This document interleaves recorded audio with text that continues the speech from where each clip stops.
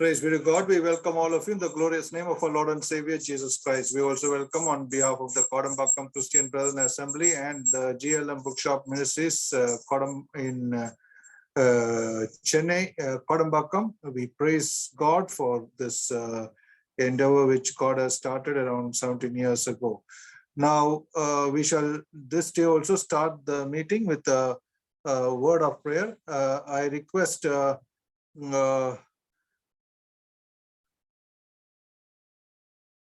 Brother Prem Kumar Murthy, please start the meeting with a word of prayer. Over to Brother Prem Kumar Murthy.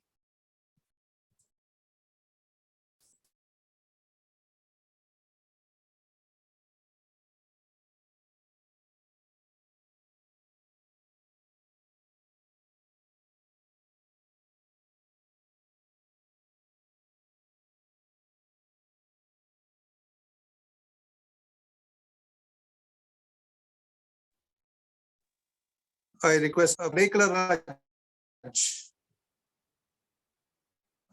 Raj of Trichy to open the meeting with the word of prayer. Over to Adekala Raj in Trichirappalli. அன்பும் இரக்கமும் பரிசுத்தமும் நிறைந்த எங்கள் பரம பிதாவே, துதியின் மத்தியில் வாசம் செய்கிறவரே, அருமையான அந்த மாலை வேலைக்காக நன்றியோடு துதிக்கிறோம், ஸ்தோத்திரிக்கிறோம். தேவரீர் பகல் முழுவதும் நீர் எங்களை நம்முடைய கிருபையினால் பாதுகாத்து வெள்ளங்களும் மழையும் கர்த்தாவை எங்களை சேதப்படுத்தாதபடிக்கு கர்த்தாவுடைய சமூகத்திலே எங்களை கொண்டு வந்து சேர்த்து இந்த மாலை வேலையுடைய தேவ சத்தத்தை கேட்க இறக்கம் பாராட்டு கிருபைக்காக நன்றியோடு துதிக்கிறோம், ஸ்தோத்திரிக்கிறோம். இணைந்த ஒவ்வொரு பிள்ளையும் நம்முடைய கரங்களில் ஒப்பு கொடுக்கிறோம். இந்த நாளும் செய்தி கொடுக்க போகிற நம்முடைய தேவதாசனை நீர் வல்லமையை எடுத்து பயன்படுத்த வேண்டுமா வேண்டிக் கொள்கிறோம். பாடல் பாடப் போகிற பிள்ளைகளையும் கர்த்தாவை நீர்தாமே ஆசீர்வதிக்க வேண்டுமா வேண்டிக் கொள்கிறோம். ஆண்டவரே, மொழிபெயர்ப்பாளர் ஜான் மார்ட்டின் அவர்களையும் நினைக்கிறோம். அவர்களும் கர்த்தாவே ஞானத்தோடு கர்த்தாவே கேட்டு கர்த்தாவே எங்களுக்கு வல்லமையாய் கர்த்தாவே வியாக்கியானப்படுத்த கிருபை செய்ய வேண்டுமா வேண்டிக் கொள்கிறோம். பிரயாசப்பட்டு நடத்துகிற சந்தோஷ் ஜான்சன் அவர்களையும் GLM புக் ஸ்டாப் மினிஸ்டருக்காகவும் நன்றியோடு துதிக்கிறோம், ஸ்தோத்திரிக்கிறோம். கர்த்தாவே, தொடர்ந்து நம்முடைய கிருபையினால் எங்களை பாதுகாக்க வேண்டுமாய் கர்த்தர் மீட்பர் ரட்சகர் இயேசு கிறிஸ்துவின் வல்லமையான நாமத்தினாலே ஸ்தோத்திரத்தோடு ஜெபிக்கிறோம் ஜீவனுள்ள பரமபிதாவே, ஆமென். Thank you, brother.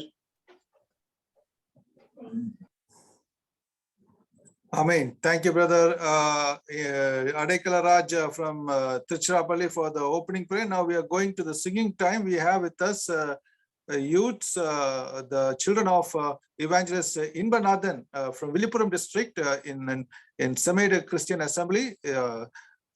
The son name is Jonathan Jabaraj and the daughter name is Julia Jacinth. Over to the youths, Jabaraj and Julia.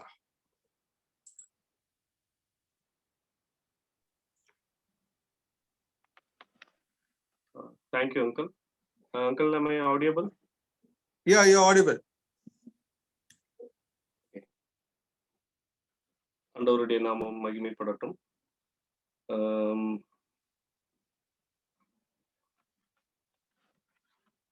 பாட்டு புத்தகத்துல 236வது பாட்டு பாட போறோம். கர்த்தரே என் துணையானீர், நித்தமும் என் நிழலானீர். Song number 236.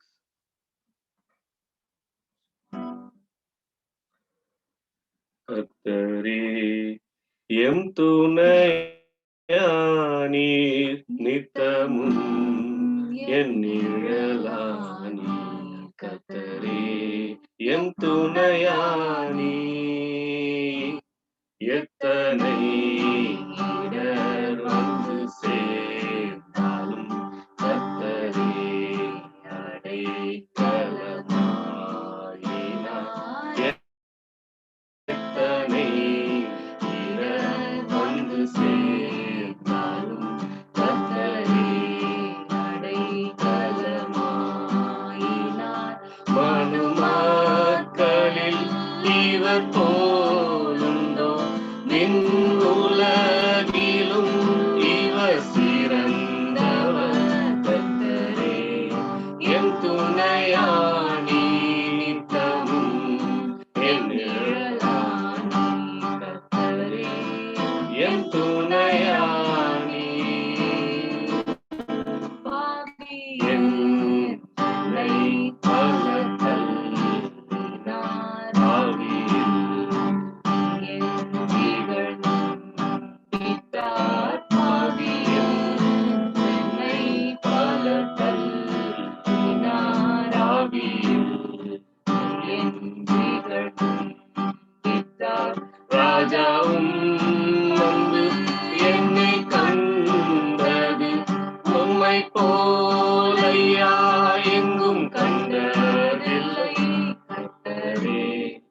என் துணையானி நித்தமும் என் நிழலானீரே. என் துணையானி சுற்றத்தார் காலத்தில் நம்பினோ எதிராக வந்திட்டார். சுற்றத்தார் காலத்தில் குளிர்ந்திட்டார். நம்பினோ எதிராக வந்திட்டார். கொள்கை கூறியே பல பிரிந்திட்டார். ஐயா உம்மை போல் நான் எங்கும் கண்டதில்லை கர்த்தரே. என் துணையானி நித்தமும் என் நிழலானீர் கர்த்தரே. என் துணையானி ஆயிரம் நாமங்கள் தந்தார். ராஜனே உம்மை பாடக்கூடும். ஆயிரம் நாமங்கள் தந்தாலும் ராஜனே உம்மை பாடக்கூடும். ஜீவனை மக்களிக்கின்றேனே உம்மை போல யாரெங்கும் கண்டதில்லை. என் துணையானி நித்தமும் என் நிழலானீர். என் துணையானி.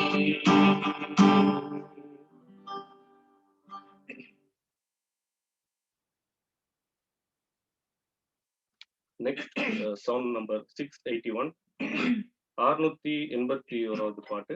எனக்கு ஒத்தாசை வரும் பர்வதம் நேரா என் கண்களை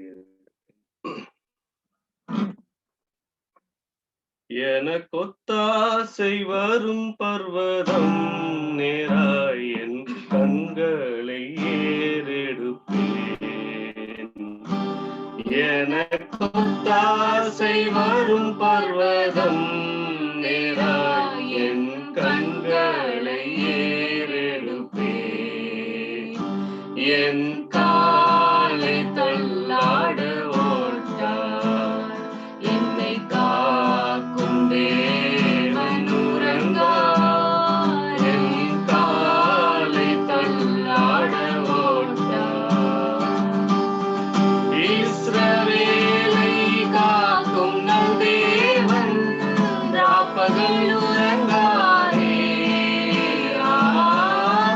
இஸ்ரவேலை காக்கும் நல் தேவன் ராப்பகல் உறங்காரே. எனக்கு ஒத்தாசை வரும் பர்வதம் நேரா என் கண்களை ஏறெடுப்பேன். வல பக்கத்தில் நிழலவரே. வழுவாமல் காப்பவர் அவரே. வல பக்கத்தில் நிழலவரே. சூரியன் பகலில் சந்திரன் இரவில் சேதப்படுத்தாதே.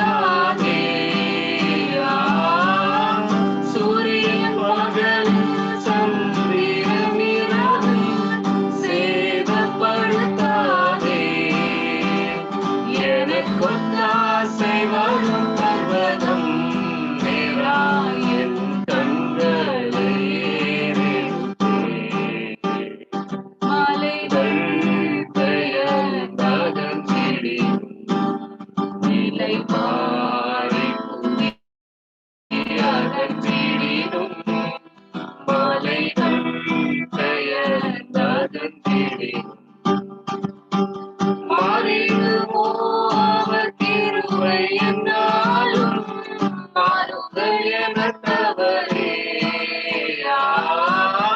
மாறிடுமோ அவர் கிருபை என்னாலும் மாறுதல் எனக்கவரே.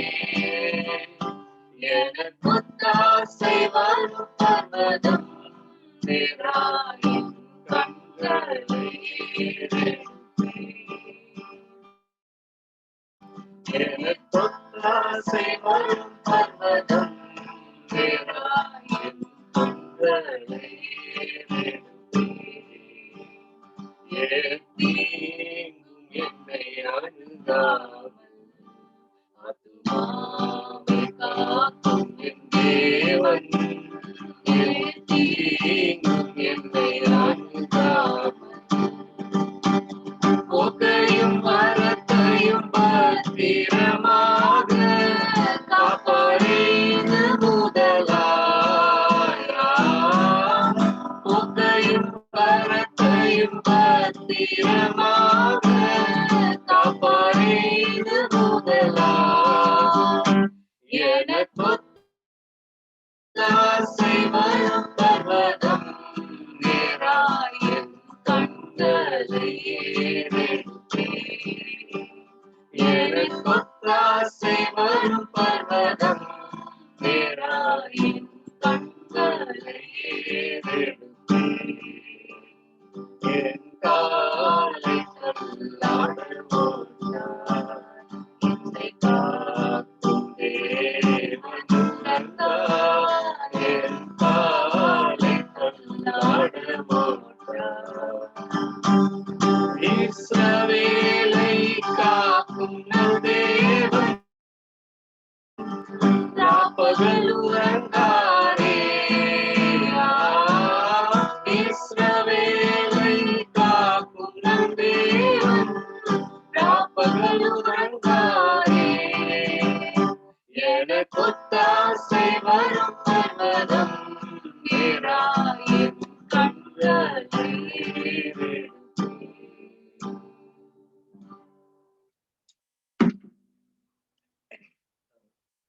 தேங்க்யூ கோடம்பாக்கம் சபையாருக்கும் ஜேலம் ministries and Santhosh Johnson.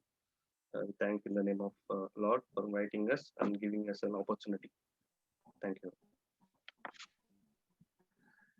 Thank you, dear brother Jonathan and sister Julia from Sameda Christian Assembly, the youths of the assembly for coming up with a performance this evening time and bringing glory to God. They are the children of evangelist Inbanathan from Sameda Christian Assembly in Villupuram district. We praise God and once again give all glory and honor to the living God for all the talents the Lord has blessed that assembly with. Now, we once again welcome all of you in the glorious name of our Lord and Savior, Jesus Christ. We also welcome on behalf of the Kodambakkam Christian Brethren Assembly and the GLM Bookshop Ministries in Chennai. We have with us today Brother Manoj Matthew from Abu Dhabi, who was previously in Stewart's Bible College serving the Lord there in Chennai. And today he is with us and tomorrow also, God willing. We praise God for him having acknowledged our invitation and come to this evening time from Abu Dhabi. The topic that he will be dealing with is the pictures in the pool, biblical study on water baptism. We commit this time to the throne of grace. This is a 387th Kodambakkam Zoom Bible study meeting. We praise God for all what God has done all these days, weeks, months, and more than a year for his glory. We have some special meetings to announce. Please pray for that also. On 19th November, we have the 400th, God willing, Kodambakkam Zoom Bible study meeting. Brother Joy John will be ministering the word of God that day. And on 22 and 23 December, we have all Tamil Nadu family meet. Please pray for that also. Brother K. Matthew from Stewart's Bible College, Chennai would be ministering the time. And on 4th December, George Werber, the founder of OM Books International, he will be ministering and he has acknowledged our invitation personally and we praise God for that. And that is the 17th anniversary of the Gospel Literature Ministries Bookshop. And on 7th December, we have the second anniversary of Kodambakkam Christian Assembly. And that will be presided over by Brother Thompson B. Thomas from Mumbai. He will deliver the Lord's message there. and on a convocation for GLM Brothers Bible College, which is going simultaneously right now. That will happen when the course is over. By this month end, the convocation will take place, and Brother Sam K. John from Bangalore will be delivering the message for the convocation for that day. That is on 11th December. We request you to all pray for all these days and for all these meetings, special meetings, and come along with your assembly members, believers, and friends for the glory of God. Now we are going into the Bible study. We request from Tenkasi, the elder of Tenkasi Assembly, the Devadas, to pray for the Bible study, and we will go into the Bible study.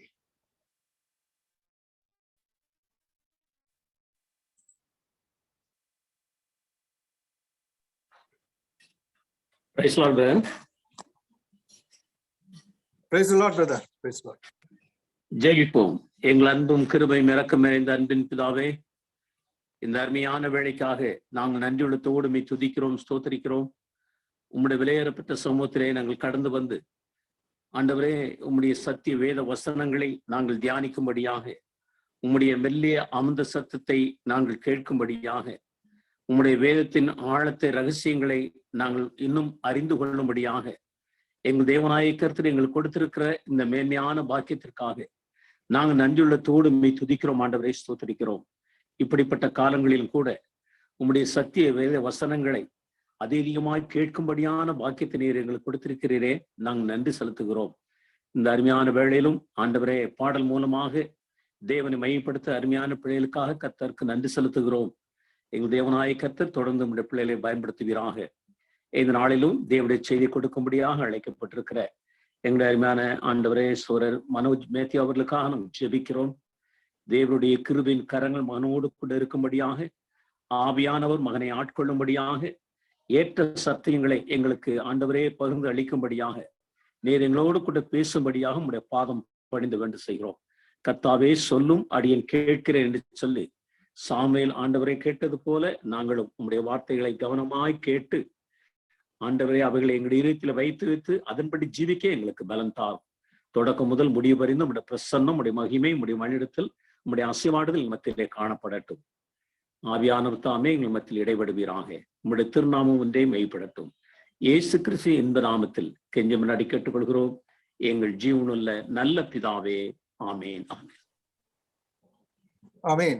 Amen. Thank you, brother Devadas from Tenkasi for the prayer. Now we are going into the Bible study. Over to brother Manoj Matthew, and we have with us translator, our dear brother John Kennedy from Virudhunagar. He will be translating for us from English to Tamil. We thank brother John Kennedy, the evangelist from Waltrap in Virudhunagar, for having acknowledged our invitation and come to this evening time. He's a conference translator. Over to brother John Kennedy in Virudhunagar for translation, and to Abu Dhabi for the message from Manoj Matthew. Praise the Lord, and greetings to you all in the matchless name of Lord and Savior Jesus Christ. தேவனுடைய மகிமைப்படுவதாக. அதோடு உங்கள் யாவரையும் ஆண்டவர் இயேசு கிறிஸ்து நாமத்தினாலே உங்களை வாழ்த்துகிறேன். Once again, I thank the Lord for this wonderful opportunity to be in your midst and to share from God's word.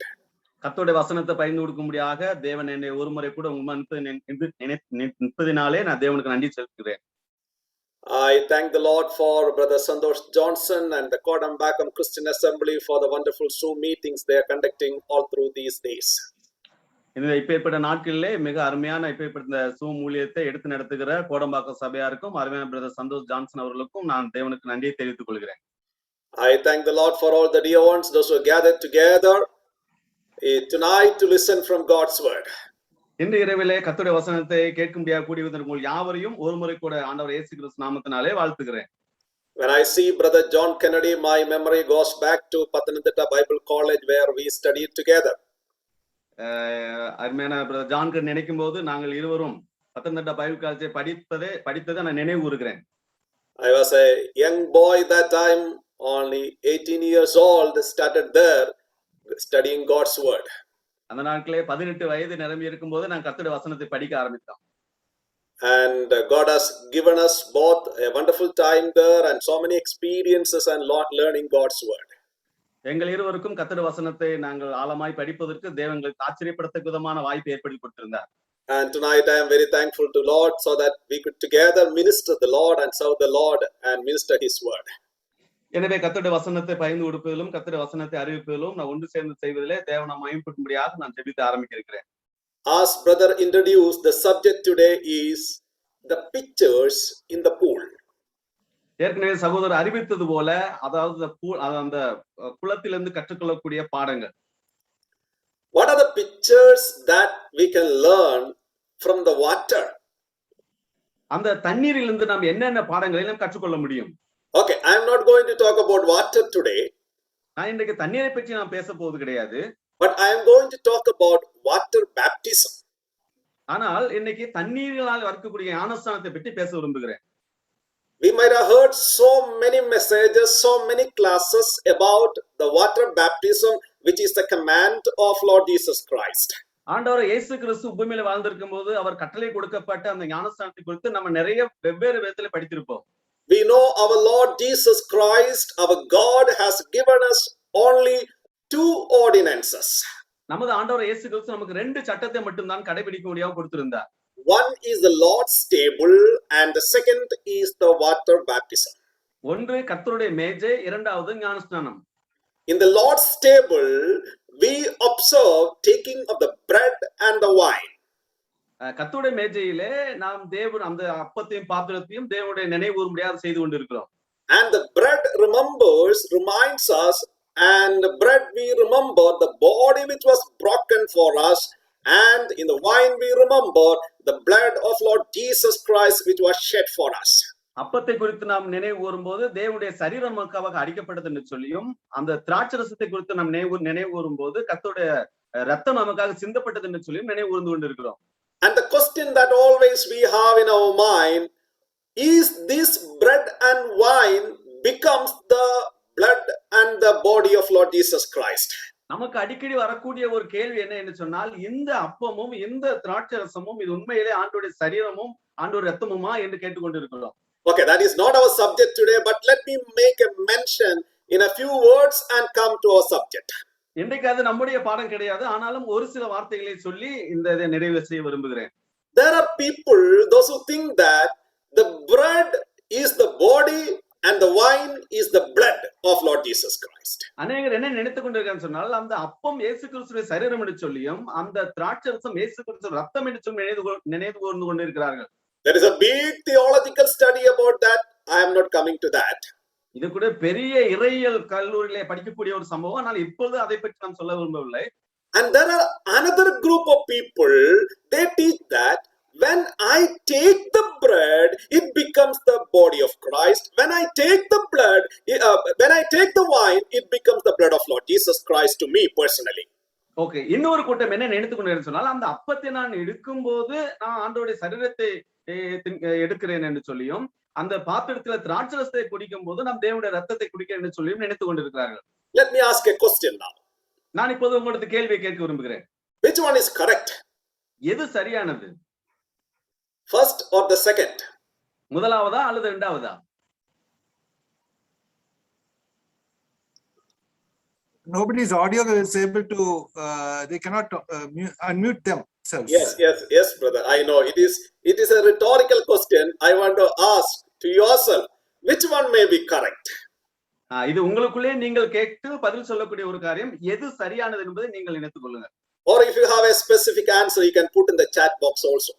ஒருவேளை உங்களுக்கு ஒரு வித்தியாசமான பதில் இருக்குன்னு சொன்னால் அந்த சாட் பாக்ஸ்ல எனக்கு அதை டைப் செய்யலாம். Both are wrong. ரெண்டுமே தவறானது. Both are not right. ரெண்டுமே சரியானது கிடையாது. You know why? ஏன் தெரியுமா? The bread is always bread and the wine is always wine. These are only emblems. அப்பம் எப்பொழுதுமே அப்பம் தான், திராட்சரசம் எப்பொழுதுமே திராட்சரசம் தான். இது இரண்டுமே அடையாளம் மட்டும்தான். It is only emblems, earthly emblems, which makes us to remember Lord Jesus Christ. இது சரியாக பூமிக்கு ஒரு அடையாளம் மட்டும்தான். ஆண்டவர் இயேசு கிறிஸ்துவினுடைய பாடுமல்ல நினைவுறுவதற்கு கொடுக்கப்பட்டது. it becomes important to us because it is commanded by Lord Jesus Christ. இது நம்மிடத்தில் கொடுக்கப்பட்டது ஏன்னு நினைச்சா அது ஆண்டவர் இயேசு கிறிஸ்து கொடுத்த ஒரு கட்டளை. Did you understand that? அதை புரிந்து கொண்டீர்களா? Some people think that if the bread is so tasty, oh, it is very good. சிலர் நினைக்கிறார்கள் அந்த அப்பம் நல்ல ருசியா இருந்துச்சுன்னா ஓ ரொம்ப நல்லதுன்னு நினைக்கிறார்கள். If the wine is very tasty, oh, the Lord's table is very good. அந்த குடிக்கக்கூடிய அந்த ஒயின் அந்த திராட்சை ரசம் நல்ல டேஸ்டா இருக்கும்னு சொன்னால் ஓ இன்னைக்கு கர்த்தருடைய ரசம் ரொம்ப ருசியா இருந்துன்னு சொல்லுகிறார்கள். We are so much looking unto the bread and the wine. We are not looking unto the realities.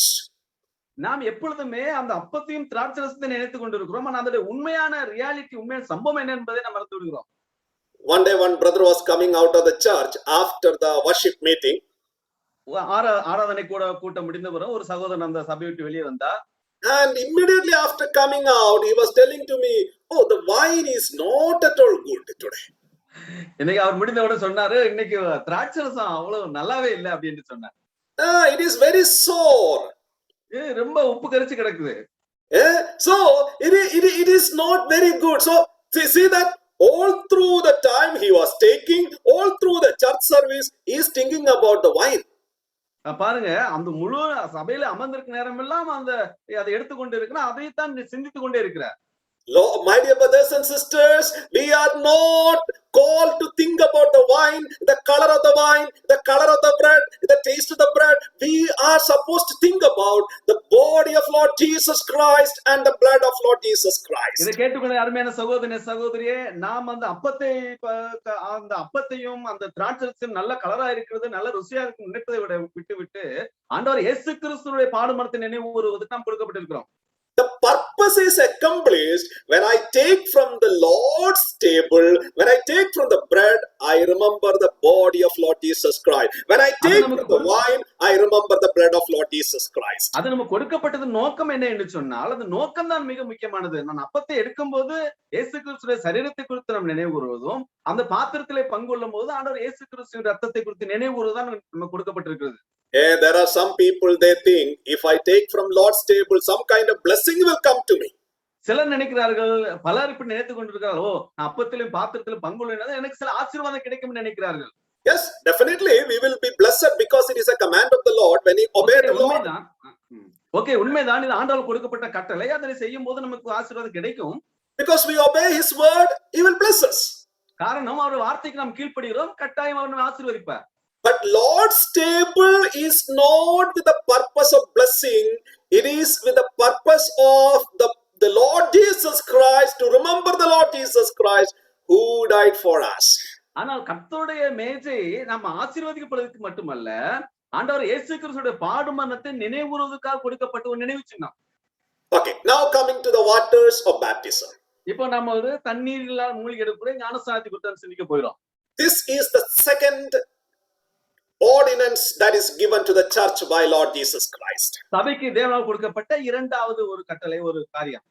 Now let me make one statement very clear in the beginning. இந்த ஆரம்பத்திலே நல்ல ஒரு தெளிவான ஒரு வார்த்தையை நான் சொல்ல விரும்புகிறேன்.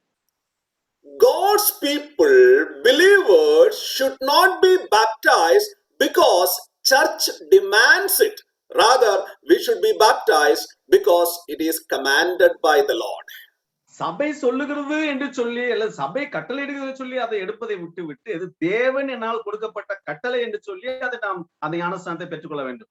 Oh, elders are keep on asking me, so I must be baptized.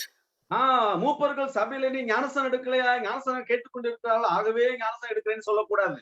All my colleagues, all my contemporaries, they have taken water baptism, so I also need to take water. என்னோட கூட இருந்தவர்களும் என்னோட சொந்த பந்தங்களும் என்ன எல்லாரும் எடுத்து விட்டார்கள், ஆகவே நானும் ஞானஸ்நானம் எடுக்கிறேன்னு சொல்லக்கூடாது. Oh, if I take water baptism only, I will get the Lord's table, so I should take water baptism. நான் இப்பொழுது தண்ணீரில் மூழ்கி ஞானஸ்நானம் எடுத்தால் மட்டும்தான் எனக்கு அந்த கர்த்தருடைய மேஜையிலே பங்கு கொடுப்பார்கள், ஆகவே நான் எடுக்க போகிறேன்னு சொல்லக்கூடாது. If I take the water baptism, I will become a member of the church. Otherwise, I cannot become the member of the church. நான் ஞானஸ்நானம் எடுத்தால் மட்டும்தான் சபையினுடைய அங்கத்தினர் இருக்க முடியும், இல்லாட்டி அங்கத்தினர் இல்லை, ஆகவே நான் ஞானஸ்நானம் எடுக்கிறேன்னு சொல்லக்கூடாது. My dear brothers and sisters, these kinds of peripheral, so many things are developed and controlling our teaching so many years. இன்றைக்கு இப்பேற்பட்ட இந்த சிந்தனைகள் எல்லாம் நமக்கு ஒவ்வொரு காரியத்தையும் படிப்பித்து இதுவரைக்கும் அப்படியே நிறைய காரியம் நடந்து கொண்டு இருக்கிறது. You know what is the problem with all these wrong ideas? இந்த தவறான ஐடியாக்கள் மூலமா நமக்கு என்ன பிரச்சனை தெரியுமா? We are not focused on the correct idea. அந்த சரியான நோக்கத்திற்கு நாம் உள்ளே வர முடியாது. We are taking baptism, waters of baptism, not because of church demands it, but because the Lord commanded it. சபை நம்மை கட்டாயப்படுத்துவதனால ஞானஸ்நானம் கிடையாது. தேவன் நமக்கு கட்டளை விட்டதனால கீழ்ப்படிந்து நாம் ஞானஸ்நானம் எடுக்க வேண்டும். Now the question is, what is water baptism? அடுத்த ஒரு கேள்வி, தண்ணீரில் மூழ்கி ஞானஸ்நானம் என்றால் என்ன? Will water baptism give us salvation? ஞானஸ்நானம் நமக்கு ரட்சிப்பை கொடுக்குமா? Little bit salvation. Okay. கொஞ்சம் ரட்சிப்பு. Polana is telling absolutely not giving. பாலங்கள் சொல்றாங்க உண்மையில அப்படி எல்லாம் கிடையாது. Little bit. கொஞ்சம். No. இல்லை. Absolutely no. முற்றிலும் முழுவதுமாக அப்படி கிடையவே கிடையாது. Then what is water baptism? அப்படி என்றால் ஞானஸ்நானம் என்றால் என்ன? Water baptism, we know it. I am just reminding and going forward. It's not new thing. We all know it. I'm just reminding. Water baptism is a public manifestation of the inward change. சுருக்கமான முறையில் இப்ப நான் விளக்கமா சொல்ல சுருக்கமான முறை என்ன சொல்றோம்னா தண்ணீரில் மூழ்கி ஞானஸ்நானம் எடுப்பது பொதுவான மக்களுக்கு நம்மை வெளிப்படுத்தி காட்டுவது. Okay, did you understand that?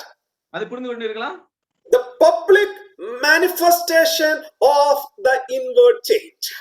அதாவது அதாவது மறைமுகத்தில் ஏற்படக்கூடிய அந்த வெளிப்படுத்தலை பொதுவாக எல்லா மக்களுக்கும் வெளிப்படையாக சாட்சி அறிவிப்பது ஞானஸ்நானம். What are the three inward three manifestations in the water baptism? அந்த வாட்டர் பேப்ட் அந்த தண்ணீரில் இருக்கக்கூடிய ஞானஸ்நானத்துல மூன்று காரியம் இருக்கிறது அடங்கி இருக்கிறது. Oh, let me ask a question. What are the three pictures in the water baptism? அந்த ஞானஸ்நானம் எடுப்பதன் மூலமாக என்ன ஒரு மூன்று பாடங்கள் அதில் அடங்கி இருக்கிறது. Number 1 is the death. Number 2 is the burial. Number 3 is the resurrection. முதலாவது மரிப்பது, இரண்டாவது அடக்கம் பண்ணப்படுவது, மூன்றாவது உயிர் தெழுவது. Let's turn to Romans chapter 6. இப்பொழுது நம்முடைய வேதத்துக்கு நேராக திருப்புவோம். ரோமருக்கு நிருபம் 6ஆம் அதிகாரம். Let's read first 4 verses to begin with. முதல் 6 வசனத்தை நான் வாசிக்க விரும்புகிறேன். ஆகையால் ரோமருக்கு நிருபம் 6ஆம் அதிகாரம் முதல் 6 வசனம். ஆகையால் என்ன சொல்லுவோம்? கிருபை பெருகும்படிக்கு பாவத்திலே நிலைத்திருக்கலாம் என்று சொல்லுவோமா? கூடாதே. பாவத்துக்கு மரித்த நாம் இனி அதிலே எப்படி பிழைப்போம்? கிறிஸ்து இயேசுவுக்குள் ஞானஸ்நானம் பெற்ற நாம் அனைவரும் அவருடைய மரணத்துக்குள்ளாக ஞானஸ்நானம் பெற்றதை அறியாமல் இருக்கிறீர்களா? மேலும் பிதாவின் மகிமையினாலே கிறிஸ்து மரித்திருந்து எழுப்பப்பட்டது போல நாமும் புதிதான ஜீவனுள்ளவர்களாய் நடந்து கொள்ளும்படிக்கு அவருடைய மரணத்திற்கு உள்ளாகும்படி ஞானஸ்தானத்தினாலே கிறிஸ்துவுடனே கூட அடக்கம் பண்ணப்பட்டோம். ஆதலால் அவருடைய மரணத்தின் சாயலில் நாம் இணைக்கப்பட்டவர்களானால் அவருடைய உயிர்த்தெழுதலின் சாயலிலும் இணைக்கப்பட்டிருப்போம். நாம் இனி பாவத்திற்கு ஊழியம் செய்யாதபடிக்கு பாவ சரீரம் ஒளிந்து போகும் பொருட்டாக நம்முடைய பழைய மனுஷன் அவரோடு கூட சிலுவையில் அறையப்பட்டது என்று அறிந்திருக்கிறோம். Okay. May the Lord bless us the reading and the meditation of His word. இந்த வாசித்த வேத பகுதியும் நாம் பேசக்கூடிய வார்த்தையும் தேவன் நமக்கு ஆசீர்வாதம் கொடுப்பாராக. As I said in the title, the pictures in the pool. இந்த தண்ணீரில் மூலமாக கற்றுக்கொள்ளக்கூடிய பாடங்கள் அல்லது படங்கள் என்ன என்பதை சிந்திக்கும். The three pictures, very familiar pictures. Number 1, the death. Number 2, the burial. Number 3, the resurrection. மூன்று காரியங்கள், மூன்று படங்கள் அதில் இருக்கிறது. முதலாவது நாம் மரிப்பது, அடக்கம் பண்ணப்படுவது, இரண்டாவது, மூன்றாவது உயிர் தெழுதல். இந்த மூன்று காட்சிகள் அதில் அடங்கி இருக்கிறது. Okay, now when I obey the Lord in the waters of baptism, இப்பொழுது நான் என்றைக்கு கர்த்தருடைய வார்த்தைக்கு கீழ்ப்படிந்து நான் ஞானஸ்நானத்துக்கு கீழ்ப்படிகிறேனோ all these things does not happen there. இது எல்லாம் அப்பொழுது நடக்கவில்லை. These three things, the death, the burial and the resurrection already happened in me when I accepted Lord Jesus Christ. மரிப்பது, அடக்கம் பண்ணப்படுவது, உயிர் தெழுவது, இது மூன்றும் நான் என்னைக்கு ஆண்டவரை இயேசு கிறிஸ்துவின் வாழ்க்கையில சொந்த ரட்சகரா ஏற்றுக்கொள்வதோ அன்னைக்கே நடைபெற்றது. That is inward reality at that moment of salvation. என்றைக்கு என் உள்ளத்தின் ஆழத்திலிருந்து ரட்சிக்கப்பட்ட அந்த உணர்வு எனக்கு ஏற்படுதோ அது அன்றைக்கு ஏற்பட்ட சம்பவம் அது. Now when I obey the Lord in the waters of baptism, these three pictures are manifested. I proclaim it. ஆனால் இப்பொழுது கர்த்தருடைய வார்த்தைக்கு நான் கீழ்ப்படிந்து ஞானஸ்தானம் பப்ளிக்காக ஞானஸ்தானம் எடுக்கும் போது அது மற்றவருக்கு வெளிப்படையான ஒரு சாட்சியாய் அறிவிக்கப்படுகிறது. Tonight, trusting upon the Spirit of God, I want to explain the first picture, that is the picture of the death. இன்றைக்கு நான் பரிசுத்த ஆவியானோட உதவியோடு கூட அந்த மரணம் என்றால் என்ன என்பதை குறித்து நான் படத்தை நாம் பார்க்க விரும்புகிறோம். What is the implication of this death in இந்த a மரணம் Christian or in a believer? இந்த மரணம் என்று சொல்லக்கூடியது விசுவாசி வாழ்க்கையில எதை குறிப்பிட்டு காட்டுகிறது? See, look at verse 3 again. மூன்றாவது வசனத்தை மறுபடியும் நம்ம பார்ப்போம். Do you not know that all of us who have been baptized into Christ have been baptized into his death? கிறிஸ்து இயேசுக்குள்ளாக ஞானஸ்நானம் பெற்ற நம் அனைவரும் அவருடைய மரணத்திற்குள்ளாக ஞானஸ்நானம் பெற்றதை அறியாமல் இருக்கிறீர்களா? The moment I believe in Lord Jesus Christ, I am dead with Christ. இயேசு கிறிஸ்துவை என்றைக்கு என் உள்ளத்துல ஏற்றுக்கொண்டனோ அன்றைக்கே நான் கிறிஸ்துக்குள்ளாக மரித்தவன் என்று அறியப்படுகிறேன். Let me put it a little more clearly. இன்னும் கொஞ்சம் நல்ல தெளிவாக சொல்லலாம். Lord Jesus Christ died for me. I am died in him. ஆண்டவராய் இயேசு கிறிஸ்து எனக்காக மரித்தார், நான் அவருக்குள்ளாக மரித்திருக்கிறேன். Did you understand that? இதை புரிந்து கொண்டீர்களா? Lord Jesus Christ died for me 2000 years before on the cross of Calvary. Now, the moment I believe in him, I am dead in him, or I die in him. 2000 வருடங்களுக்கு முன்பதாக ஆண்டவர் இயேசு கிறிஸ்து கல்வாரி சிலுவையில மரித்தார். ஆனா இப்பொழுது நான் இயேசு கிறிஸ்து வார்த்தைக்கு கீழ்ப்படுகிற அந்த நிமிடத்திலே, அப்பொழுது நான் ஞானஸ்நானம் எடுக்க அந்த நேரத்தில் நான் கிறிஸ்துவுக்குள்ளாக மரித்திருக்கிறேன். Go to the Old Testament. The Old Testament tried to revive the sinful man. அது பழைய ஏற்பாட்டு நாட்களை சிந்திக்கும் போது அந்த பாவத்திற்குரிய மனிதனுடைய படத்தை நான் பார்க்க முடியும். Okay, the Old Testament tried to revive the sinful man. அந்த பழைய ஏற்பாடு பாவத்தினுடைய மனிதனை வெளிப்படுத்தி காட்டுகிறது.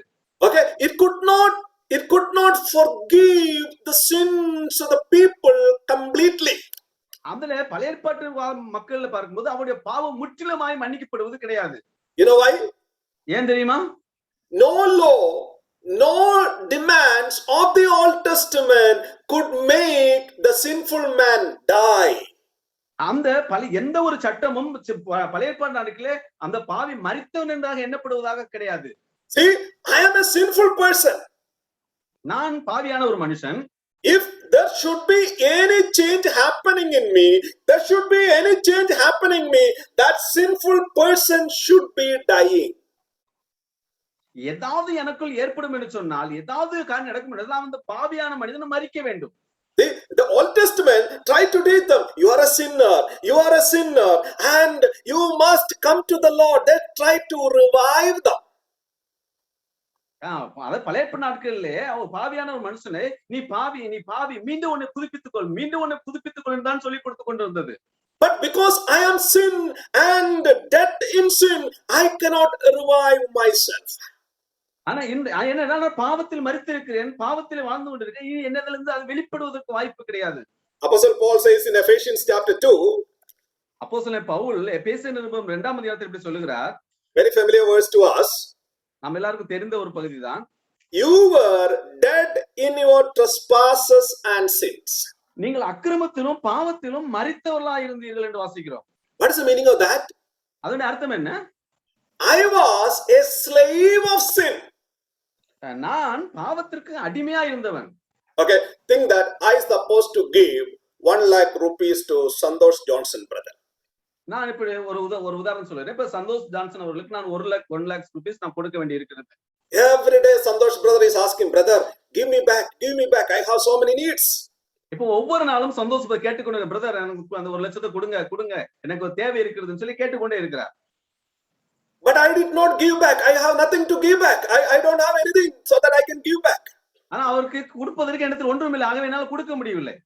But one day ஆனா ஒரு நாள் I died. நான் மரித்து விட்டேன். Now if Santosh Johnson brother come and ask, Manoj, give me, is there any profit?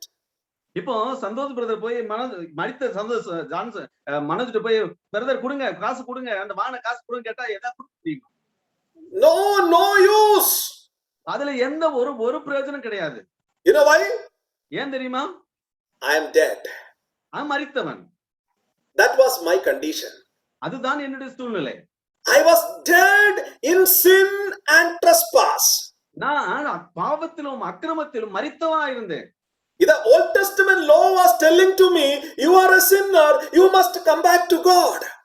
பழைய ஏற்பாடு என்ன சொல்லிக் கொடுக்குறா? நீ பாவியா இருக்கிறாய், இன்னும் கட்டாயம் இயேசுவுக்கு திரும்ப வேண்டும் என்று சொல்கிறது. But I was unable to come back. I was unable to respond. ஆனால் அந்த நிமிடத்திலே அந்த நேரத்தில் நான் உடனடியாக வர முடியவில்லை. You know why? ஏன் தெரியுமா? I am a dead man in sin. நான் பாவத்திலே மரித்திருக்கிற ஒரு மனிதன். See, when a person is dead, பாருங்க, ஒரு மனிதன் மரித்திருப்பான் என்று சொன்னால் so many people may be standing there and crying. ஒருவேளை நிறைய மக்கள் சுத்தி நின்று அழுகலாம். Is my voice is breaking, brother? Yeah. Okay. There's See, no problem. okay. So many people may be crying loudly, but I cannot hear. இப்போ நிறைய பேர் என்னை சுத்தி அழுதுட்டு இருக்கலாம், ஆனா எனக்கு அது கேட்காது. Why? ஏன்? I am dead. நான் மரித்தவன். It was the same condition. It is the same condition of a sinner. இதுதான், இதே கண்டிஷன் தான், இதே நிலைமை தான் மரித்த பாவியா இருக்கிற மனிதனும் கூட. They are unable to respond to sin. நான் அந்த பாவத்திற்கு பதில் செய்ய முடியாத நிலைமைக்கு இருந்தவர்கள். Think that you found one when you are walking through the railway track, you found one of the rail is broken. But I could not understand. Think that you are walking through the railway track and you found one rail is broken. இப்போ ஒரு அந்த railway ட்ராக்ல நடந்துட்டு இருக்கீங்க, அங்க ஒரு train வந்து உடைஞ்சிருக்குன்னு வச்சுக்கிறோம். And you understood if the train comes, there will be accident. இப்போ உங்களுக்கு தெரியும் அந்த ட்ராக் உடைஞ்சிருக்கு, அந்த ட்ரெயின் வந்துச்சு அப்படின்னா ஒரு பெரிய ஆக்சிடென்ட் நடக்கும் தெரியும். You remember that Tamil Nadu boy who had shown the red flag and stopped the train? உங்களுக்கு தெரியும் தமிழ்நாட்டுல ஒரு கதை சொல்லுவாங்க, ஒரு பையன் சிவப்பு கொடியை காட்டி ட்ரெயின் நிப்பாட்டின கதை. இது கதை இல்ல brother, that is a real thing. That what happened? அது உண்மையா நடந்த ஒரு சம்பவம். Okay, he showed the flag and he stopped the train. He showed the red cloth and stopped the train. அவன் சிவப்பு கொடியை காட்டி அந்த ட்ரெயினை நிறுத்திய ஒரு சம்பவம் அது. But think that the train driver is blind. ஆனா நினைச்சு பாருங்க, அந்த ட்ரெயினுடைய டிரைவர் வந்து கண் குருடா இருந்து பார்வையற்றவரா இருந்தால், even if you show 100 flag, he cannot stop. நீங்கள் ஆயிரக்கணக்கான கொடியை காட்டினாலும் அவனால நிப்பாட்ட முடியாது. That was my condition. அதுதான் என்னுடைய நிலைமை. I am dead in sin and trespass. நான் அக்கிரமத்திலும் பாவத்திலும் மரித்திருக்கிறேன். And the people who tell, the law was telling, Old Testament law was telling, you are sinner, you are sinner, you are doing this, you are doing that. பழைய ஏற்பாட்டுடைய சட்டங்கள் எல்லாம் நீ பாவியா இருக்க, நீ பாவியா இருக்க, நீ அதை செய்து விட்டாய், இதை செய்து விட்டாய் என்று கட்டளைதான் கொடுத்து கொண்டிருந்தது. Old Testament is very good. பழைய ஏற்பாடு ரொம்ப நல்லதுதான். But I cannot respond because I am a slave of sin. I am dead in sin and trespass. ஆனால் நான் பாவத்திலே மரித்தவனா இருந்ததனாலே அதற்கு பதில் செய்ய என்னால் முடியவில்லை. But you know, Lord Jesus Christ, ஆனா உங்களுக்கு தெரியுமா, ஆண்டவர் இயேசு கிறிஸ்து 2000 years before, 2000 வருடங்களுக்கு முன்பதாக he came and died for all the sins I supposed to die. நான் எந்தெந்த பாவத்துக்கெல்லாம் மரிக்க வேணுமோ அத்தனை பாவத்திற்காகவும் இயேசு கிறிஸ்து மரித்து முடித்து விட்டார். When he died for me, எப்பொழுது அவர் எனக்காக மரித்தாரோ, you know what happened? உங்களுக்கு என்ன நடந்தது தெரியுமா? He has given me the power to rise up from the dead. மரணத்திலிருந்து உயிர்த்தெழுவதற்கான வாய்ப்பை தேவன் கொடுத்திருக்கிறார். He has given me the power to be quickened from the death. அந்த மரணத்திலிருந்து எழுப்பக்கூடிய ஒரு வல்லமையை தேவனுக்கு கொடுத்திருக்கிறார். That's what we read in Ephesians chapter 2. I was dead in sins and trespass. அதைத்தான் எபேசியர் 2ஆம் அதிகாரத்தில் வாசிக்கிறோம். நான் அக்கிரமத்திலும் பாவத்திலும் மரித்தவராய் இருந்தேன் சொல்லியும், But Lord Jesus Christ raised me up. ஆனா ஆண்டவர் இயேசு கிறிஸ்து என்னை உயிர்த்தெழ வைத்தார் என்று சொல்லி வாசிக்கிறோம். This is what happens the moment I believe in Lord Jesus Christ. இதுதான் எப்பொழுது நான் இயேசு கிறிஸ்துவை நம்புகிறேனோ அன்றைக்கு நடைபெறக்கூடிய ஒரு சம்பவம் இது. The old person, the old sinful man is dead with Christ. அந்த பழைய பாவியான மனிதன் அந்த பாவத்தோடு மரித்து விட்டான். And the new man is arise. A new man is resurrected in Christ Jesus and living in Christ. இப்பொழுது ஒரு புதிய மனிதன் கிறிஸ்து இயேசுக்குள்ள உயிர் பெற்று கிறிஸ்துவுக்காக வாழ்ந்து கொண்டிருக்கிறான். There are so many references making this teaching very clear in the New Testament. இதை நமக்கு தெளிவாக சொல்வதற்காக நம்முடைய வேத புத்தகத்திலே நிறைய ரெஃபரன்ஸ் கொடுக்கப்பட்டிருக்கிறது. But let me read one of the important reference, Galatians 2:20. கலாத்தியர் 2ஆம் அதிகாரம் 20 வசனத்துல ஒரு வாசிக்க விரும்புகிறேன்.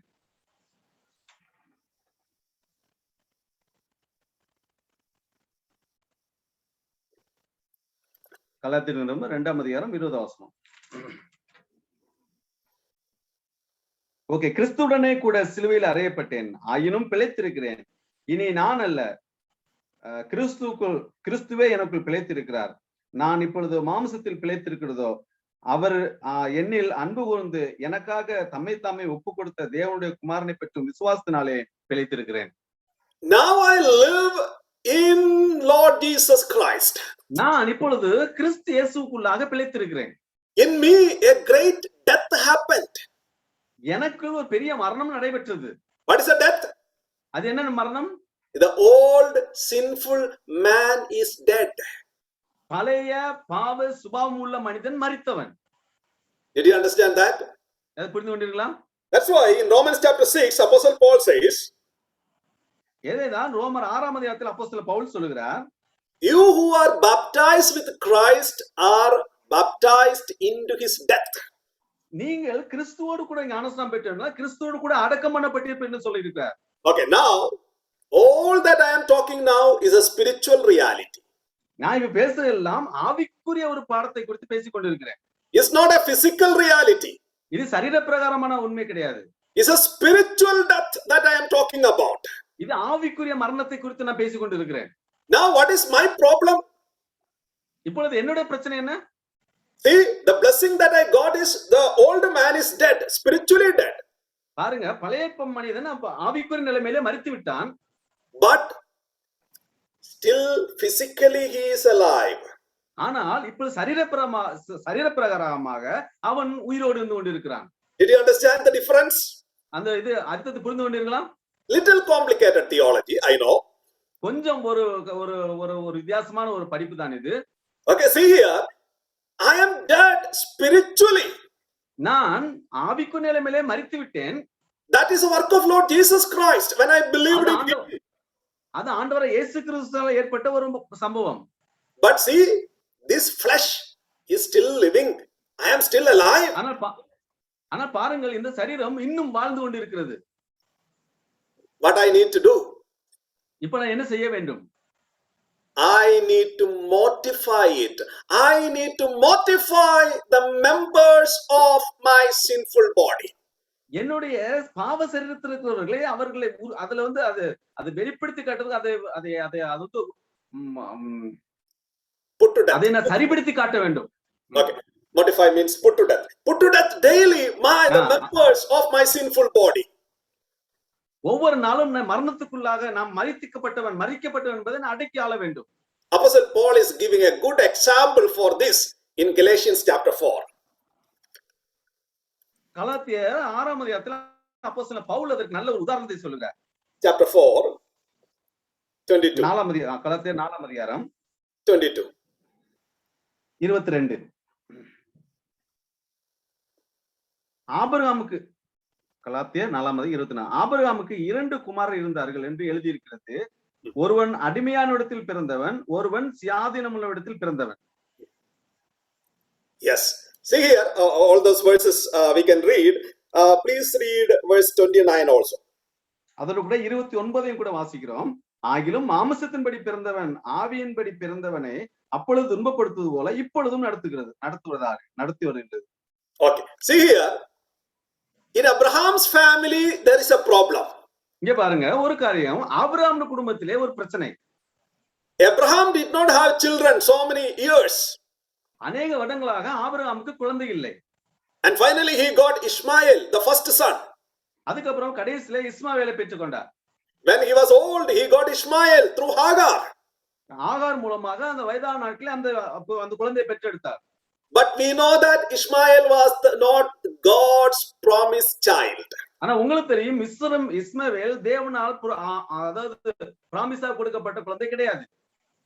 See, when Abraham went down to Egypt, Abraham எகிப்துக்கு போனவுடன் Sarah got a maid. அங்கே சாராள் அவருடைய வேலைக்காரியை அனுப்பி வைத்தார். She got a maid.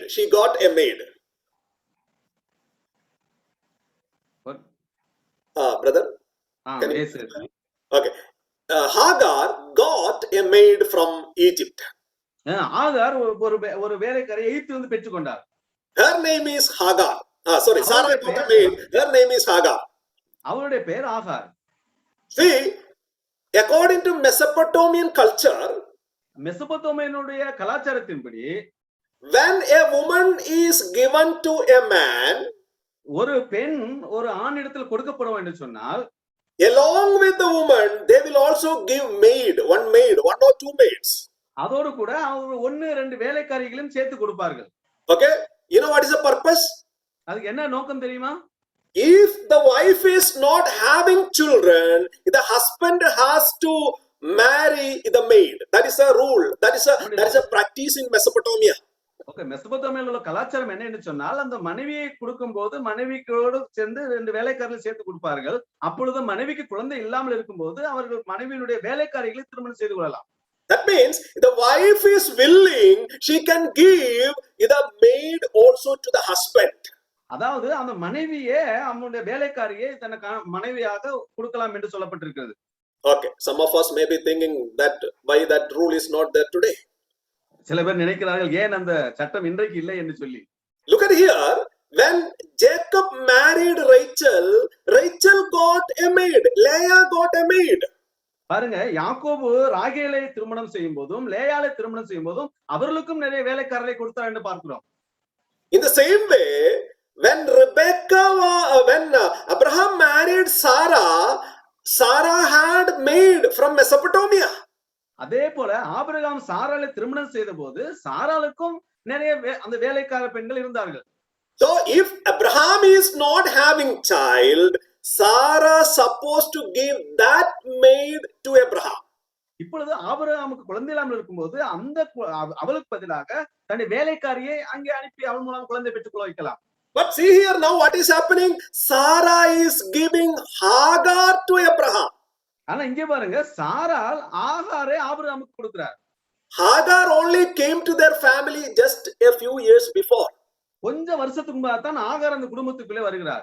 Yes, she is from Egypt, miss. அவள் எகிப்திலிருந்து வந்தவள். Okay, so recently only she came to the house of Abraham. இப்பதான் ஆபிரகாமுடைய குடும்பத்துக்குள் நுழைந்தவள். But see, the woman who came recently, now she became the head maid. பாருங்க, இப்போ ரீசெண்டா கடைசியில கொடுக்கப்பட்ட அந்த வேலைக்கார பெண்ணால இப்பொழுது அந்த குடும்பத்துடைய பெரிய தலைவி போல அங்க காணப்படுகிறார். That is the quality of the world. அதுதான் உலகத்தினுடைய தன்மை. When we give place to the world in our life, it always takes the center place.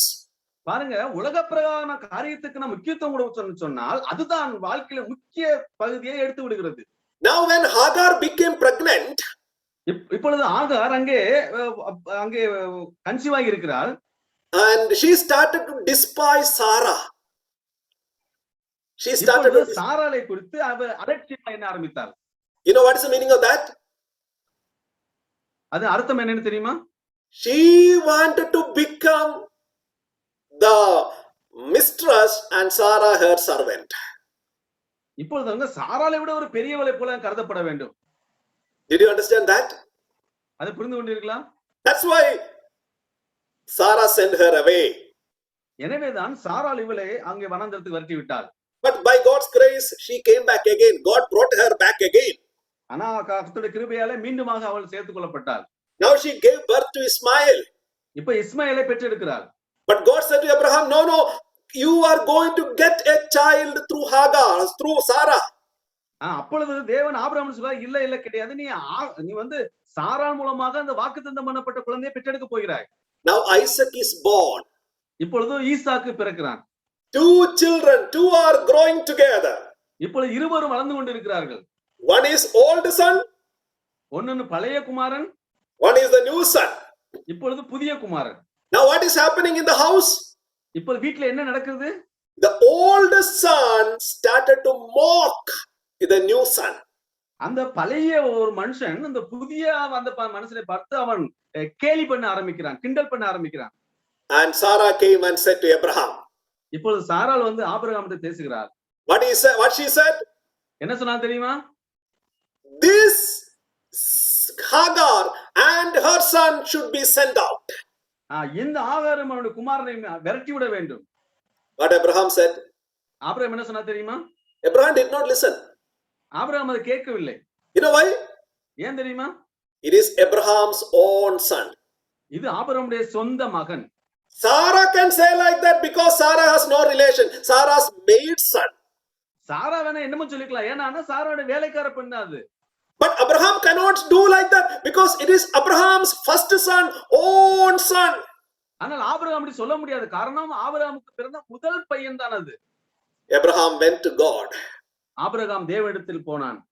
God said to Abraham, தேவன் ஆபிரகாமிடத்தில் சொன்னார், send out Hagar and her son.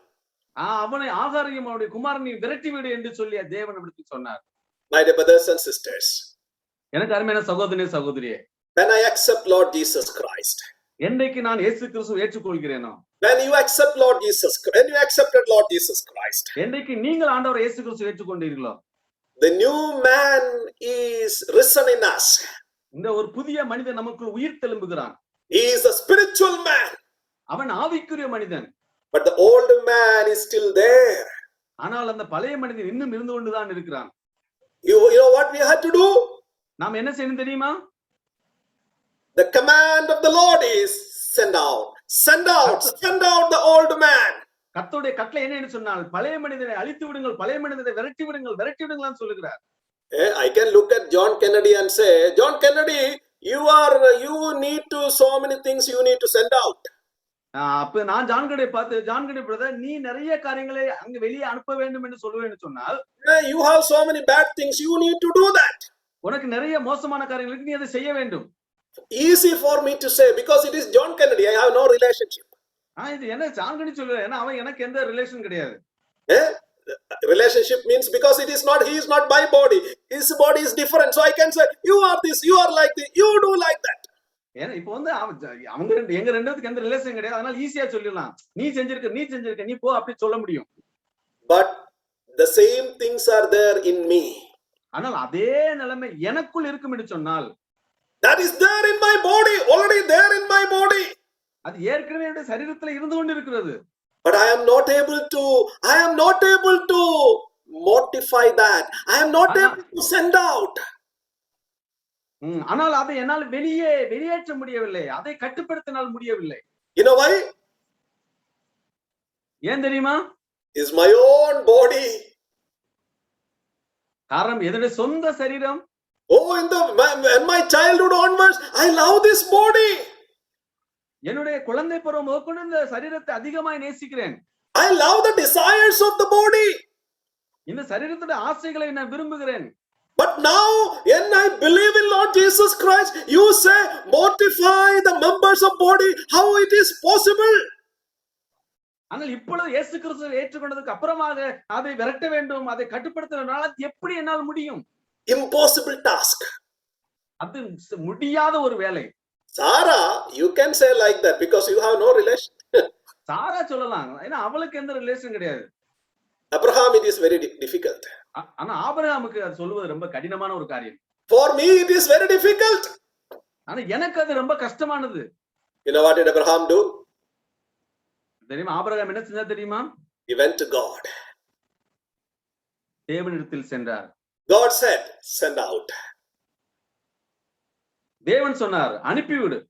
My dear brothers and sisters, எனக்கு அருமையான சகோதரி சகோதரியே, mortifying the members of the body is a very, very, very difficult task.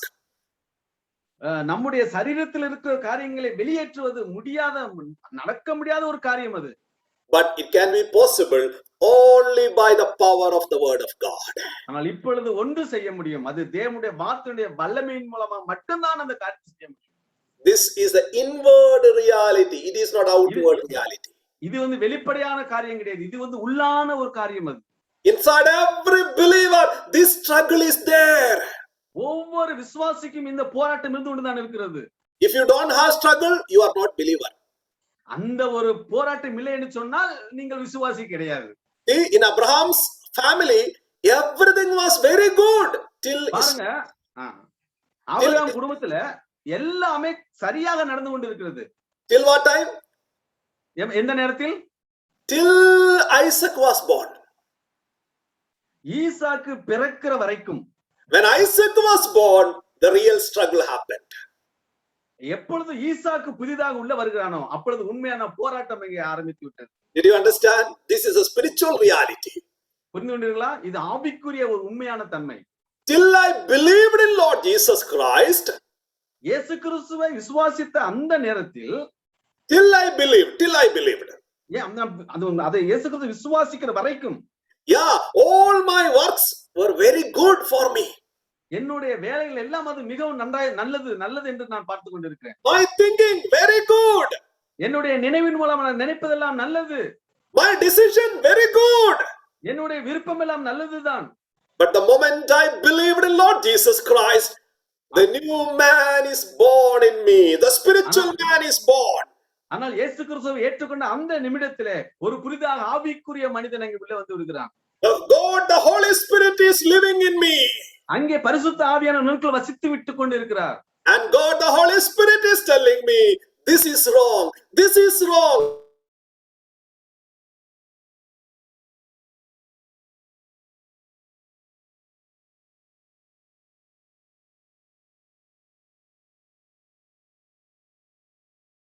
Here in Romans chapter, mortify the members of your body. அதெல்லாம் ரோமர் 6ஆம் அதிகாரத்தில் வாசிக்கிறோம். நீங்கள் உங்கள் சரீரத்தை நீங்க ஒடுக்கப்பட்டவர்களாய் நினைக்க வேண்டும் என்று சொல்லி வாசிக்கிறோம். What's the meaning of that?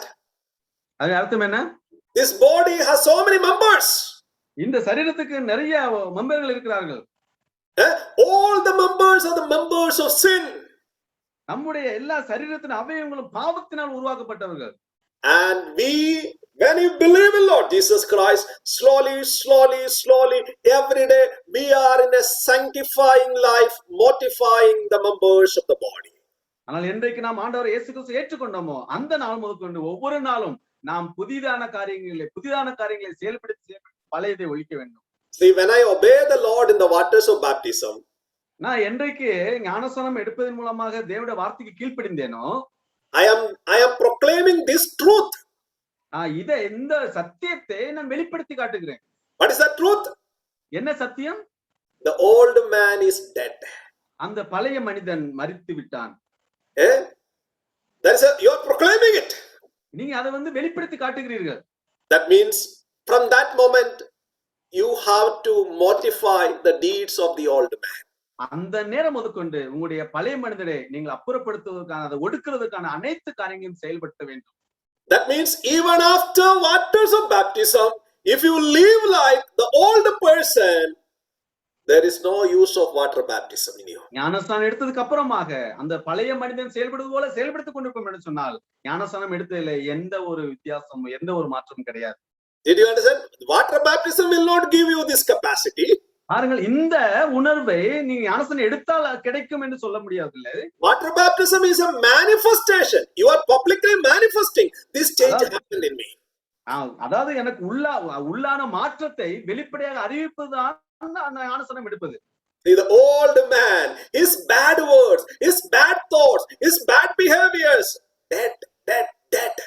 அந்த பழைய மனிதனுடைய சிந்தனை செயல்பாடுகள் எல்லாம் அது மரித்தது என்று நாம் மரிக்கப்பட்டு கொண்டிருக்க வேண்டும். This is the first picture in the water baptism. இதுதான் ஞானஸ்நானம் மூலமாக சொல்லிக் கொடுக்கக்கூடிய முதல் பாடம் அது. My dear brothers and sisters, எனக்கு அருமையான சகோதர சகோதரிகளே, how many years it is completed after we took the water baptism? நாம் ஞானஸ்நானம் எடுத்து எத்தனை வருடங்கள், எத்தனை நாட்கள் ஆகிவிட்டது? And how many members of our sinful body is dead? நம்முடைய பாவ சரீரத்திலே மரித்த சரீரங்கள் எத்தனை? At least yearly one bad thing is dead. Can you say? நம்முடைய சரீரத்திலே அந்த பாவ சுபாவம் நடந்த அந்த ஒரு சரீரமாவது மரித்திருக்கிறதா? If it is not happening, அது நடைபெறவில்லை என்று சொன்னால் sanctification is not happening in us. அங்கே சுத்திகரிப்பு அங்கே நடைபெறவில்லை. Yes, we are saved. That is by God's grace, not by our work. Okay, ரட்சிக்கப்பட்டீர்கள், இதுவும் கூட உங்களுடைய வேலையும் கிடையாது, தேவனுடைய கிருபை என்று சொல்லப்பட்டிருக்கிறது. That is a gift of God, not of any of our works. அது தேவனுடைய ஈவு, அது நம்முடைய வேலையே கிடையாது. Because he died, I died in him. காரணம் அவர் மரித்தார், நான் அவருக்குள் மரித்திருக்கிறேன். But the question is, ஆனால் கேள்வி என்ன என்றால், the old Ishmael is available with you, living with you. அந்த பழைய இஸ்மவேல் எனக்குள் வசித்துக் கொண்டிருக்கிறான். Did you send him out one by one? அதை ஒன்றொன்றாக வெளியேற்றுகிறீர்களா? Or are you still living with him? அப்படி இல்லை என்றால் என்ன, அவனோடு கூட சேர்ந்து வசித்துக் கொண்டிருக்கிறீர்களா? Yes, Abraham, it is difficult. ஆமா, ஆபிரகாமுக்கு கஷ்டம்தான். But God said to Abraham, Abraham, it is the right time to send away. ஆனால் தேவன் ஆபிரகாம் சொன்ன, ஆபிரகாம் இதுதான் சரியான நேரம் அவனை வெளியேற்றுவது. My dear brothers and sisters, எனக்கு அருமையான சகோதரனே சகோதரிகளே, let's think about our lives. நம்முடைய வாழ்க்கையை குறித்து நாம் சிந்திப்போம். Let's mortify the deeds of the flesh. நம்முடைய சரீர பிரகாரமான காரியங்களை வெளிப்படுத்தி அதை ஒடுக்க நாம் ஆரம்பிப்போம். Let's walk in the newness of life. கிறிஸ்துவுக்குள் ஒரு புதிய வாழ்க்கையை வாழ்வதற்கு ஒப்பு கொடுப்போம். God willing, tomorrow we will discuss about the burial and the resurrection.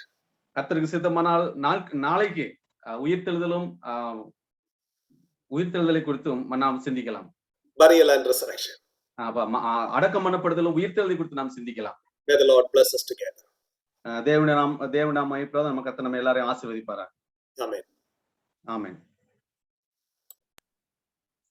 Thank you, Brother Manoj Matthew, for the word that has come through you from the Lord. Even this evening time, we had gone through few passages, though we cannot go through the whole of the Bible as it was told. Biblically, we have seen what it is through Romans chapter 6, verses 1 to 4, and then we had gone through Galatians and Ephesians, and we praise God for these words which the Spirit of God has enabled the authors to write, is still speaking to us.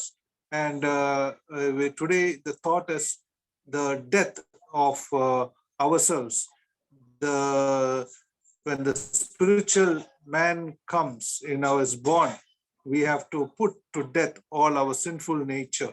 There is something blessed thought to us as believers. For some maybe in faith as a believer for 10 years, some 20 years, 30, 40 or 50. How many years we are?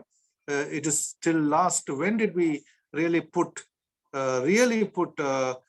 the sinful characters in our life to death? When the spiritual man is born, when we confess to the world through our baptism, it is only a confession to the world, but the actual real salvation. R.A. Torrey has come out with a book called Real Salvation. The real salvation takes place only in our inward act, and not with the church obligation or with any person, parental or elders or evangelists or any other believers, elderly people.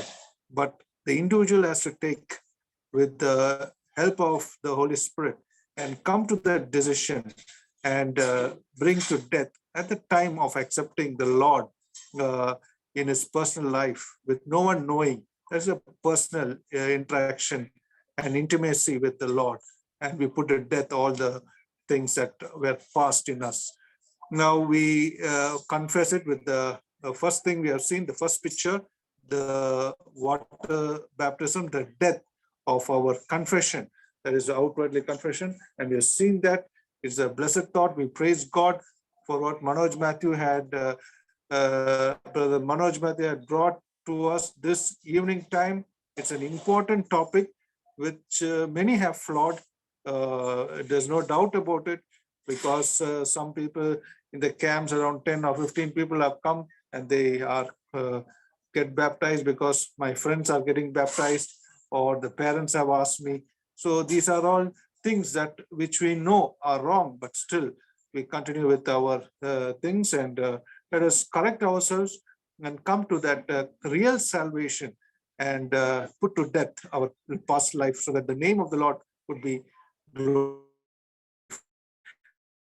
For this topic that has been chosen, and we give all glory and honor. Thank you, Brother Manoj Matthew, for being with us this evening time. May the blessed Lord be with you in Abu Dhabi also, where you are serving the Lord in Gulf area. We request all the participants to pray for those who are in that place also, and wherever we are, whether in India or Abu Dhabi or Gulf or wherever we are, may the good Lord be with each one of us for the glory of God. We thank also the translator, Brother John Kennedy from Virudhunagar, for having translated the message from English to Tamil, and we praise God for having done it in the blessed way. We thank Brother John Kennedy. Thank you, brother, from our Kodambakam Assembly and from all the participants, and on behalf of everybody, we praise God for the translation work we have done. And also we thank the Samad Assembly youths, the children of Invanathan evangelist, Jonathan and Julia, for having sang the songs. May the good Lord be with them in that Viluppuram district. We also pray and thank all the participants for them having attended this evening time, through the Zoom and also through the YouTube. May the good Lord be with you all. May you all continue to pray for each one another, so that tomorrow when we come back again, we would listen to the word of God and be edified by that. Now we are closing the meeting with the word of prayer. I request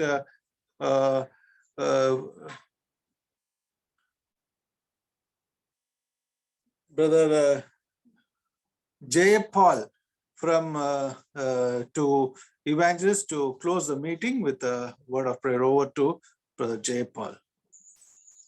Praise the Lord. Praise the Lord, brother. உன்னதங்களில் வாசம் செய்கிற எங்கள் Maiman பிதாவே, இந்த ஆசீர்வதிக்கப்பட்ட மாலை விளைக்காய் ஸ்தோத்திரம் செலுத்துகிறோம்ப்பா. உங்களுடைய குமாரனும் எங்கள் அருமை ரட்சகருமாகிய இயேசு கிறிஸ்துவுக்காய் ஸ்தோத்திரம் செலுத்துகிறோம். அவர் மூலமா எங்களுக்கு பாராட்டின கிருபைகளுக்காய் ஸ்தோத்திரம் செலுத்துகிறோம். நல்லவரே, இந்த மாலை விளையிலும் கூட கர்த்தாவே, இந்த கர்த்தாவே கோடம்பாக்கம் ஜூம் இணைப்பின் மூலமாக நீர் எங்களோடு பேசின கிருபைக்காய் ஸ்தோத்திரம்.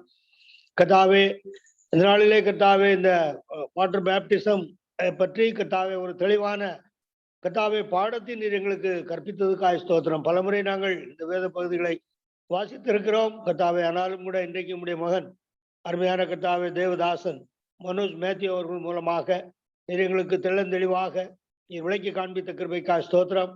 கர்த்தாவே, ஞானஸ்தானம் என்பது ஒரு பெரிய வரம் பெற்ற மனிதர் மூலமாக எடுப்பதன் மூலமாக எங்களுக்கு பெரிய ஆசீர்வாதம் கிடைக்கிறது என்று நாங்கள் எண்ணிக்கொண்டிருக்கிற அது எவ்வளவு தவறு என்பதையும், கர்த்தாவே கிறிஸ்துவனுடைய மரணம், அடக்கமணுதல், உயிர்த்தெழுதல், இவன் மூன்றின் அடிப்படையிலே அது அமைகிறது என்பதை அதில் குறிப்பாக இன்றைக்கு அவருடைய மரணத்தை பற்றி கர்த்தாவே நாங்கள் இன்னைக்கு தெளிவாக நாங்கள் கேட்டு அறிந்தோம். அது கூட கர்த்தாவே ஒரு கர்த்தாவே கிறிஸ்துவுடனே கூட சிலுவையில் அறையப்பட்டேன், ஆயினும் பிழைத்திருக்கிறேன், இனி நானல்ல கிறிஸ்துவே என்னில் பிழைத்திருக்கிறார் என்று அந்த கலாத்தியர் 2:20 படியும் கர்த்தாவே. நாங்கள் இந்த நாளிலே நாங்கள் பிழைத்திருக்கிற ஒரு அனுபவம். பழைய மனுஷன் அக்கிரமங்களிலும் பாவங்களிலும் மரித்து அடக்கம் பண்ணப்பட்டான் என்ற நிலைமையிலே கர்த்தாவே அதை ஞானஸ்தானத்திலே நாங்கள் சாட்சி கொடுக்கக்கூடியவர்களாக இருக்கிறோம் என்பதை தெளிவாக ஒருவேளை இந்த இணைப்பில் இணைந்திருக்கிறவர்கள் இந்த ஞானஸ்தானத்தை குறித்து அவர்கள் கர்த்தாவே எப்படி சிந்தனைகள் அவருடைய வருகிறதோ தெரியாது. ஆனாலும் கூட நீர் இதை தெளிவாக உடைய மகன் மூலமாக நீர் எங்களுக்கு விளக்கி காண்பித்தபடியால் உங்களுக்கு நன்றி செலுத்துகிறோம். கர்த்தாவே, எங்களுக்குள்ளே புதிய மனுஷன் வரும் பொழுது கர்த்தாவே நாங்கள் பழைய மனுஷனை நாங்கள் கர்த்தாவே அதை விரட்டி அடிக்க வேண்டும் என்பதை கர்த்தாவே ஆபிரகாமுடைய பிள்ளை அந்த கத்தாவே சாராவுடைய மகன் ஈசாக், ஆகாருடைய மகன் இஸ்மவேல் இருந்து கத்தாவே நாங்கள் கத்தாவே தெளிவாக நாங்கள் அறிந்து கொள்ளும்படியான கிருபைகளை நீர் கொடுத்ததுக்காக ஸ்தோத்திரம். கத்தாவே ரட்சிக்கப்பட்டு அல்லது ஞானஸ்தானம் எடுத்து இத்தனை வருடங்கள் ஆனது என்றால் என்று சொன்னாலும் கூட எங்களுடைய பழைய அந்த மனுஷன் இன்னும் இருந்து கொண்டுதான் இருக்கிறார். அதில் ஒன்றன்பின் ஒன்றா நாங்கள் கத்தாவே நாங்கள் விரட்ட வேண்டும் என்பதை நாங்கள் அறிந்தோம். கத்தாவே உங்களுக்கு நன்றி செலுத்துகிறோம். இந்த நாளிலே கத்தாவே தெளிவாக நீர் கத்தாவே கிறிஸ்துவனுடைய மரணம் தண்ணீர் ஞானஸ்தானம் அது கத்தா முதலாவது அது கிறிஸ்துவனுடைய அது மரணத்துக்கு ஒப்பாக இருக்கிறது. நாங்களும் அவருக்காக மரித்தவர்கள் என்பதை தெளிவாக நீர் எங்களுக்கு விளக்கி காண்பித்தபடியால் நமக்கு நன்றி செலுத்துகிறோம். கத்தாவே உங்களுடைய தாசனை நீர் ஆசீர்வதிக்கும்படியாக நாங்கள் ஜெபிக்கிறோம். கத்தாவே இந்த இணைப்பில் இணைந்த யாவருக்காக நாங்கள் நன்றி செலுத்துகிறோம். ஆசீர்வதியும் தொடர்ந்து கத்தாவே உங்களுடைய கிருபை இருக்கட்டும். கத்தாவே அதுபோல கத்தாவே எங்களுக்கு சரியாக இந்த ஆங்கிலத்திலிருந்து தமிழ் மொழியாக்கம் செய்த சோரன் ஜான் கென்னடி அவர்களுக்காக நாங்கள் ஜெபிக்கிறோம். அவர்களை ஆசீர்வதியும் கத்தாவே. எங்களுக்கு இப்படிப்பட்ட ஒரு நல்ல சந்தர்ப்பத்தை, எப்படிப்பட்ட ஒரு செய்தியை கேட்க நீர் உருவாக்கி கொடுத்த கோடம்பாக்கம் ஜூம் இணைப்புக்காக நன்றி செலுத்துகிறோம். விசேஷமாக சோரன் சந்தோஷ் ஜான்சன் அவர்களுக்காக, அவருடைய குடும்பத்துக்காக, அவர்கள் செய்கிற ஊழியங்களுக்காக நாங்கள் நன்றி செலுத்துகிறோம். ஆசீர்வதியும் கத்தாவே. இந்த கத்தாவே இணைப்பில் இணைந்த ஒவ்வொருவருக்காக நாங்கள் ஜெபிக்கிறோம். கத்தாவே எந்த விதமான தடை இல்லாதபடி இந்த இணைப்பை நாங்கள் கத்தாவே நாங்கள் கேட்கும்படியான கிருபைகளை நீர் தந்ததுக்காக ஸ்தோத்திரம் செலுத்துகிறோம். கத்தாவே ஒரு நாட்களில் நடைபெறுகிற விசேஷித்த கத்தாவே உங்களுடைய பிள்ளைகள் ஒழுங்கு செய்யப்பட்டிருக்கிற அந்த கூட்டங்களுக்காக நாங்கள் நன்றி செலுத்துகிறோம் ஐயா. கத்தாவே தொடர்ந்து நாங்கள் அந்த கூட்டங்களில் பங்கு பெற்று உடைய நாமத்தை மையப்படுத்த கிருபைதாரும். அந்த நாளிலே விசேஷித்த கிருபைகளை தந்து வழிநடத்த நாங்கள் ஜெபிக்கிறோம். ஜெபத்தை கேட்டதுக்காக ஸ்தோத்திரம். துதிகான மகிமையெல்லாம் உமக்கே செலுத்துகிறோம். கர்த்தரும் அருமையுமாகிய இயேசு கிறிஸ்துவின் விலையேறப்பட்ட நாமத்தில் ஸ்தோத்திரத்தோடு வேண்டிக் கொள்கிறோம் ஜீவனுள்ள நல்ல பிதாவே. ஆமென், ஆமென், ஆமென். May the grace of the Lord Jesus Christ, the love of God the Father, and the fellowship of the Holy Spirit be with each one of us now and forevermore. Amen. Thank you, Brother J. Paul, Evangelist from Sankaran Kovil, for the closing prayer. Now, tomorrow, God willing, we shall meet at the same time. Till then, let the blessed Lord be with all of us. Thank you. God bless.